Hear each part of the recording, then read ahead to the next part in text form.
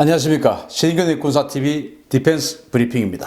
자, 오늘도 역시 세계 각국에서 벌어지고 있는 군사 안보 소식, 그리고 국방 무기 관련한 소식 엄선해서 여러분들께 알려드리도록 하겠습니다. 자, 첫 번째 소식입니다. 자, 이란이 장거리 항해 능력을 갖춘 대형 구축함을 자체 건조하겠다고 밝혀 관심이 모아지고 있습니다. 전차, 전투기는 물론 미사일에 이르기까지 다양한 무기들을 국산화시키고 있는 이란이 국제 해역에서 작전이 가능한 5에서 7,000톤급 구축함을 자체 건조하겠다고 밝혔습니다.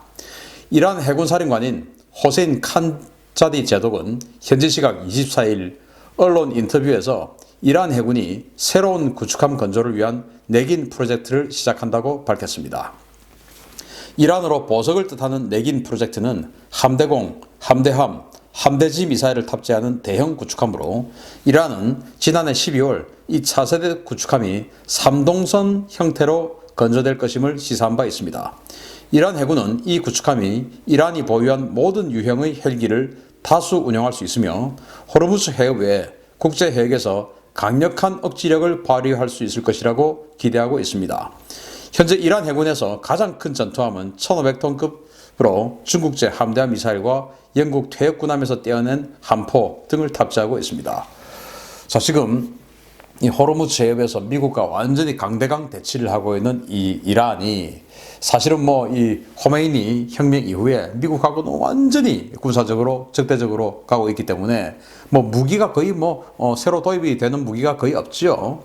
그러다 보니까 원래 자기네들이 썼던 F-14 톰캣 이런 것들 수리도 잘 못하고 근근히 운용하다가 요새는 이제 과거에 이제 미국하고 사이 좋을 때 썼던 그 F-5, 우리나라도 가지고 있는 그 F-5 그걸 갖다가 뭔가 그거 가지고 짝퉁으로 만드는 것 같은데 그걸 4.5세대 전투기라고 홍보를 하고 있으니까 이제 코우사르라고 하는 전투기죠. 그럴 정도로 전투기도 지금 자체 개발해야 되고 정말 눈물겨운 그런 투쟁을 이어가고 있습니다.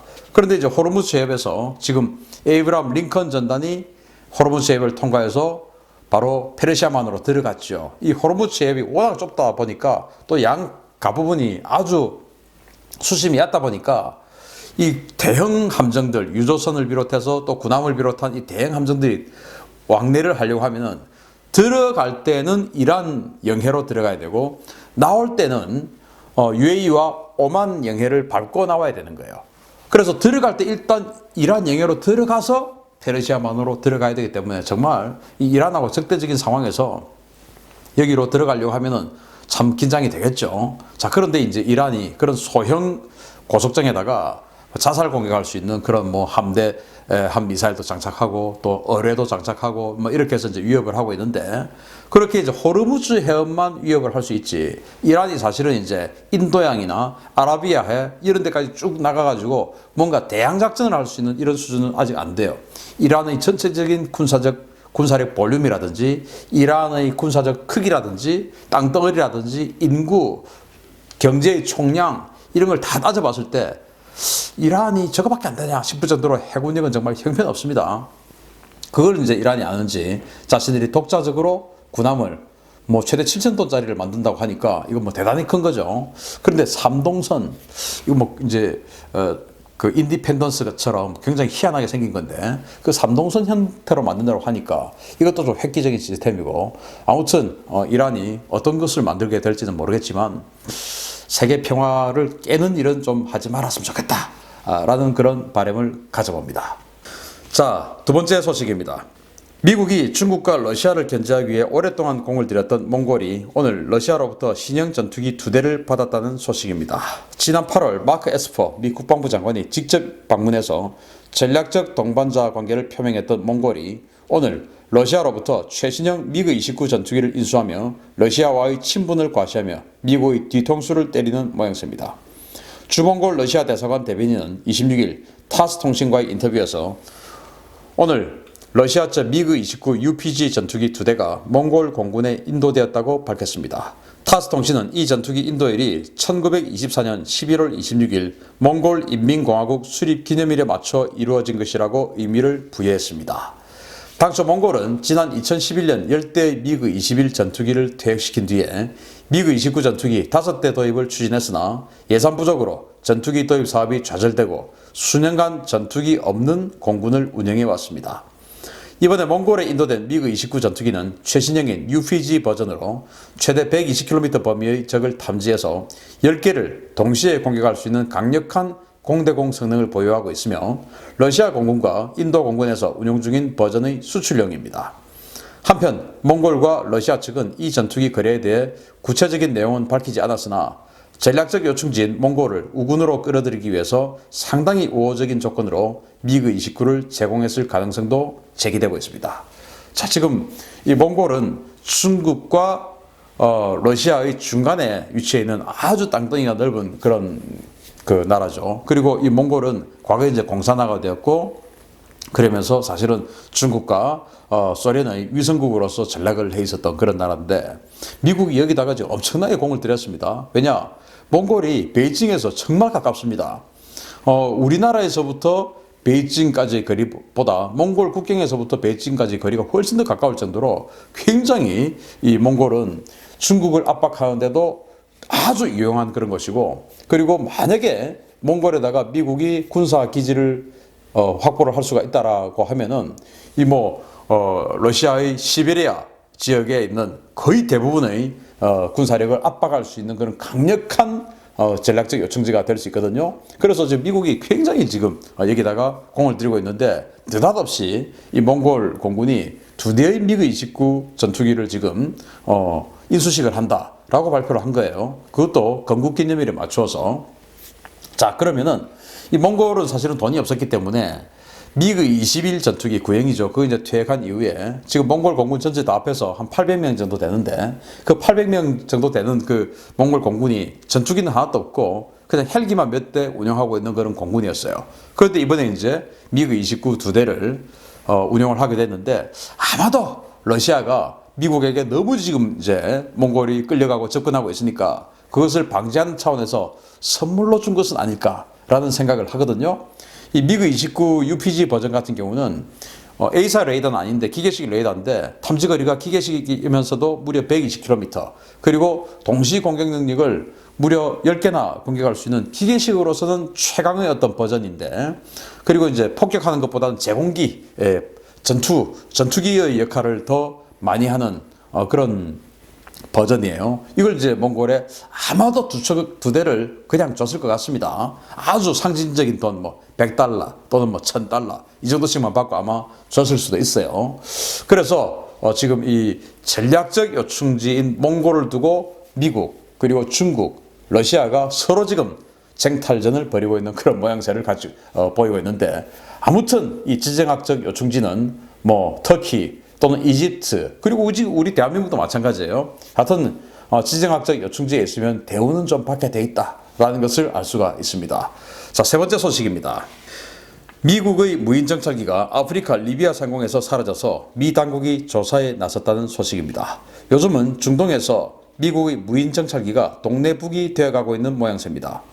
미 아프리카 사령부가 지난 21일 리비아의 트리폴리 상공에서 무인기를 손실했다고 현지 시각 25일 밀리터리 타임즈가 보도했습니다.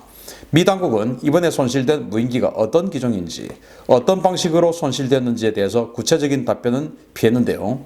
최근 리비아에서 무인기를 잃은 이탈리아와 리비아 현지 언론 보도에 따르면 미 공군의 MQ-9 리퍼 무인 공격기가 격추된 것으로 추정됩니다. 이와 관련해서 리비아 최대 군벌인 리비아 국민군 LNA는 SNS 계정을 통해서 무인기 잔해를 일부 공개하며 자신들이 이탈리아 MQ-9 무인기를 격추했다고 주장했는데요. 이태리 국방부는 이 기체가 리비아 내 대테러 작전의 일환인 마리시쿠로 작전 중 통신이 두절되며 사라졌다고 밝힌 바가 있습니다. 현재 미 아프리카 사령부는 리비아에 남아있는 잔존 IS 세력을 대상으로 무인기 공습 작전을 펼치고 있는데요. 리비아 국민군의 주장이 사실이라면 트리폴리 일대에서 공습 작전에 나선 리퍼가 리비아 군벌의 공격에 격추되었을 가능성이 큰 것으로 보입니다. MQ-1 프레데터를 개조한 아음속 또 비스텔스 무인 공격기인 리퍼는 헬파이어 미사일을 주로 사용하는 저고도 무인 공격기로 운용되고 있는데요. 최근 대드론 여객의 무기와 전술 보급이 확산되면서 이러한 무인기가 전장에서 설 곳을 잃어가고 있다는 평가가 나오고 있습니다. 자, MQ-9 리퍼입니다. 이 MQ-9 리퍼는 꽤 큽니다. 길이가 11m, 날개 길이는 한 20m 정도가 되는 아주 큰 비행기예요. 그러나 동체가 아주 얇고 그렇기 때문에 전체적인 무게가 그렇게 무겁진 않지만 어쨌든 날개 길이가 20m나 되고 동체 길이는 11m나 되고 하니까 작은 덩치는 아니죠. 그런데 사정거리가 불과 한 10km 정도가 되는 헬파이어 미사일을 운용을 하기 때문에 이 미사일을 쏘려고 하면은 지상에 접근을 해야 됩니다. 그래서 이제 쏴야 되는데 이게 스텔스가 아니다 보니까 눈에 띄는 것이죠. 또 레이더에 탐지가 되는 것이죠. 그럼 어떻게 됩니까? 눈에 띄든지 레이더에 탐지되면은 지대공 미사일에 격추될 수가 있습니다.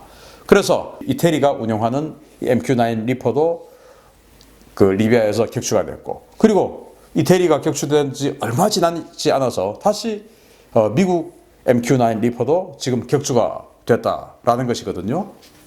그리고 얼마 전에 미국의 글로벌 호크가 이란에서 격추됐지 않습니까? 그래서 글로벌 호크 같은 경우는 고고도 무인 정찰기인데도 불구하고 스텔스가 아니기 때문에 이제 발각이 되어서 격추가 된 것 같습니다. 그래서 이 리퍼나 프레데터 또 글로벌 호크 이런 식으로 스텔스가 아니면서 덩치가 큰 이런 무인기들이 이제 앞으로 설 자리가 없어지지 않겠느냐라는 그런 관측이고, 그래서 미군도 이 글로벌 호크가 격추된 이후에 이 글로벌 호크를 빠르게 퇴역시키고 다시 스텔스 무인 정찰기로 대체를 빨리 해야 된다라는 그런 주장이 힘을 얻고 있어요.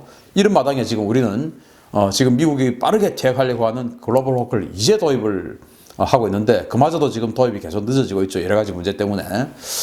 이런 부분을 우리도 잘 염두에 두고 지켜봐야 될 것 같습니다. 아무튼 창이 발전하면 방패도 발전하고 이런 것 같고, 또 지금 이 상황을 보면 미국에게 반기를 드는, 군사적으로 반기를 드는 세력들이 너무 많이 나오고 있습니다. 예를 들어서 지금 여기 리비아도 그렇죠. IS 그렇죠. 그리고 터키 그렇죠. 그리고 시리아에서도 그렇죠. 그리고 북한, 이란 이런 여러 가지 세력들이 계속 지금 나오고 있습니다. 과거 같으면 미국이 나올 때마다 하나하나씩 제거를 해서 동시에 지금 미국에게 반기드는 어떤 그런 세력들이 많지는 않았어요. 베네수엘라까지도 많지는 않았어요. 그런데 지금은 하나하나 나오는 것을 미국이 다 방치를 해두고 있었기 때문에 이제는 지금 거의 골마 터지기 일보 직전처럼 상처가 너무나 지금 광범위하게 퍼져 있는 겁니다. 트럼프 대통령이 고립주의 정책을 취하고 또 이 군사력을 투입한 것을 주저하고 또 특히나 그 군사력 중에서도 지상군을 투입한 것을 주저하고 하는 이런 모습들을 한 2년 바싹 보여버리니까 이게 지금 미국에게 반기를 드는, 또는 앞으로 미국이 손을 봐줘야 될 수 있는, 기존 같으면 손 봐줘야 될 이런 군사 집단 또는 군사력을 가진 국가, 이런 것들이 너무 많이 지금 나오고 있다. 앞으로 미국이 해야 할 일이 너무 많다. 그리고 그러면서 보면 트럼프 대통령이 지금처럼 군사력 개입을 최소화하는 그런 정책을 바꿔야 할 시기가 오지 않았느냐라는 그런 말씀을 드립니다. 오늘 디펜스 브리핑 마칩니다. 감사합니다.